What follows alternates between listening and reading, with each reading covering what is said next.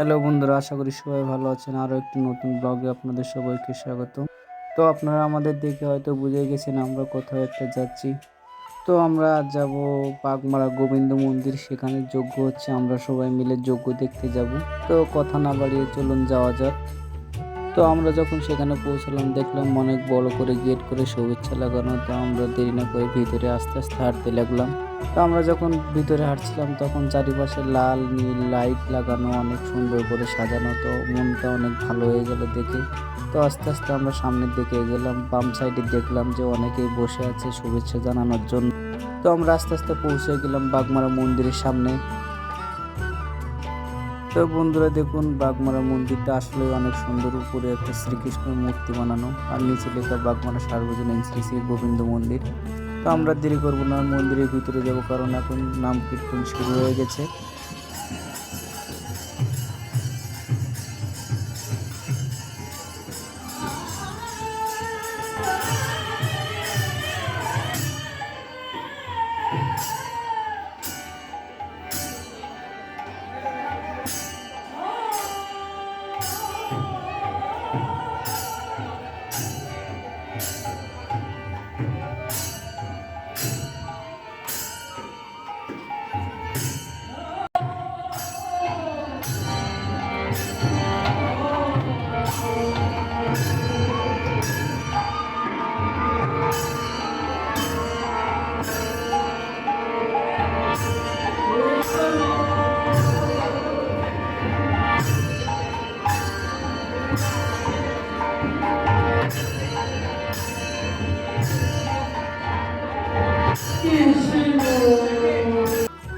তো আমরা কিছুক্ষণ নাম কীর্তন শোনার পর চলে আসলাম বাইরের দিকে, কারণ যজ্ঞ উপলক্ষে বাইরে রাস্তার সাইডে মেলা বসছে। এখানে বিভিন্ন রকমের খেলনা উঠছে, সাথে কসমেটিক্স।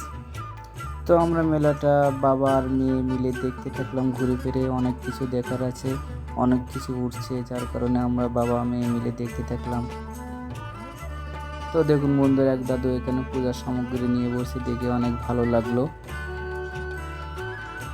তারপরে আমরা একটু সামনের দিকে এগিয়ে গেলাম। গিয়ে দেখি আমার এক পরিচিত ভাই, যার কাছ থেকে সব সময় বাদাম কিনে আমরা খাই, সে এখানে যজ্ঞ হচ্ছে বলে এখানে আসছে এই মেলায় দোকান দিতে। তো তার কাছ থেকে আমরা বাদাম কিনলাম। তো বাদাম কেনার পরে তার সঙ্গে কিছুক্ষণ ধরে গল্প করলাম। গল্প করার পরে সেখান থেকে আমরা চলে আসলাম ফুচকার দোকানে, কারণ পূজার বাজারে এসে যদি ফুচকা না খাওয়া হয় তাহলে কেমন হয়ে যায় না, যার জন্য আমরা ফুচকার দোকানে এসে ফুচকা খেলাম কিছুক্ষণ ধরে। তো ফুচকা খাওয়ার পরে এখন যাব আমরা আনন্দবাজারে, যেখানে প্রসাদ বিতরণ হচ্ছে। তো আনন্দবাজারে গিয়ে দেখলাম অনেক ভিড়, অনেক ভিড়। তো আসলে কিভাবে যাব সামনে বুঝতে পারতেছিলাম না। আস্তে আস্তে আস্তে আমরা সামনের দিকে গেলাম। তো কোনো রকমের সামনে গিয়ে দেখি ভিতরে প্রসাদ বিতরণ চলছে। তো আমরা দাঁড়িয়ে থাকলাম কিছুক্ষণ দাঁড়ানোর পরে আমাদের আস্তে আস্তে ঢুকিয়ে দিল গেট খুলে। তো আমরা গেট খুলে যখন ভিতরে যাচ্ছিলাম তখন আসলে কোথায় বসবো বুঝতে পারতেছিলাম না।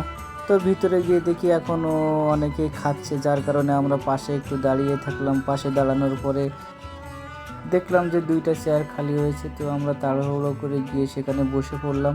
তো বসার পরে আমাদের প্রসাদ নেওয়ার জন্য 2টা প্লেট দেওয়া হলো। তো আমরা প্রসাদের জন্য অপেক্ষা করলাম। তো কিছুক্ষণ পরে একটা ছোট্ট ছেলে এসে আমাদেরকে প্রসাদ বিতরণ করছে। তো প্রসাদ নেওয়ার জন্য আমাদের প্লেটটা আমরা সামনের দিকে এগিয়ে দিলাম। তো ছোটো ছেলে, যার জন্য তার প্রসাদ দিতে অনেক সমস্যা হচ্ছে, তারপরেও তাড়াহুড়ো করলাম না, আস্তে আস্তে তার কাছ থেকে প্রসাদ নিলাম। তো প্রসাদটা অনেক গরম, যার জন্য তার দিতেও সমস্যা হচ্ছে। তো যজ্ঞের প্রসাদ অনেক খাইতে ভালো লাগে, আমার তো অনেক ভালো লাগে। আপনাদের কেমন লাগে অবশ্যই আপনারা কমেন্ট করে জানাবেন। তো যজ্ঞের প্রসাদ যখন সবাইকে বিতরণ করে তখন গরম থাকে, কারণ রান্না করার পরই প্রসাদটা বিতরণ করা হয়। তো এই ছিল ছোট্ট ব্লগটি, আশা করি সবার ভালো লেগেছে। যদি ভালো লেগে থাকে অবশ্যই লাইক কমেন্ট শেয়ার করবেন, আর অবশ্যই জানাবেন যে আপনাদের যজ্ঞের প্রসাদ খেতে কেমন লাগে। ও আরেকটা কথা, যদি ভালো লাগে অবশ্যই আমার পেজটি ফলো করবেন এবং ইউটিউব চ্যানেলটি অবশ্যই সাবস্ক্রাইব করে রাখবেন।